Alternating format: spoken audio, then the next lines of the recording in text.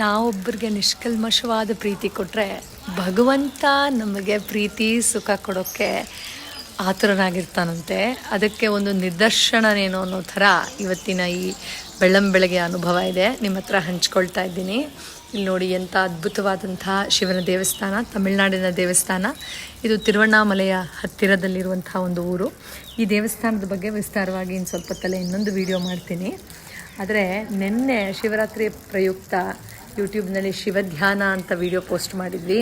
ತುಂಬ ಜನ ಅದನ್ನು ಆನಂದಿಸಿ ಖುಷಿಪಟ್ಟು, ಸಾವಿರಾರು ಜನ ಅದಕ್ಕೆ ಪ್ರಶಂಸೆಯನ್ನು ವ್ಯಕ್ತಪಡಿಸಿ ಪಾಸಿಟಿವ್ ಕಮೆಂಟ್ಗಳನ್ನು, ಫೀಡ್ಬ್ಯಾಕನ್ನು ಕೊಟ್ಟಿದ್ರಿ. ಸೊ ಒಬ್ಬರೊಬ್ಬರು ಧ್ಯಾನ ಮಾಡಿದವರು ಒಂದೊಂದು ಲಿಂಗದ ರೀತಿ ನನಗೆ ಇಲ್ಲಿ ಬಂದಿಳಿದ ತಕ್ಷಣ ಭಾಸ ಆಗೋಯ್ತು.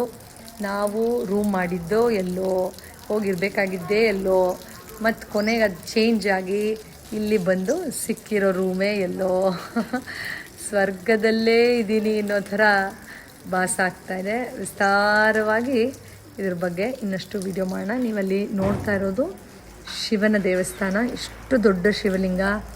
ಸೊ ಇನ್ನೂ ಹತ್ತಿರದಿಂದ ಸ್ವಲ್ಪ ಹೊತ್ತಲ್ಲೇ ಅಲ್ಲೂ ಕೂಡ ವಿಡಿಯೋ ಮಾಡ್ತೀನಿ. ನೀವೆಲ್ಲ ಆ ಟ್ರ್ಯಾಕನ್ನು ಶಿವ ಧ್ಯಾನ ಕೇಳಿಸ್ಕೊಂಡು ಧ್ಯಾನ ಮಾಡಿದವರೆಲ್ಲ ಒಂದೊಂದು ಶಿವಲಿಂಗದ ರೀತಿ ನನಗೆ ಆಶೀರ್ವಾದ ಮಾಡಿದ್ರೇನೋ ನಿನ್ನೆ ಮತ್ತು ಇವತ್ತು ವಿಶೇಷವಾಗಿ ಅಂತ ಅನ್ನಿಸ್ತಾ ಇದೆ.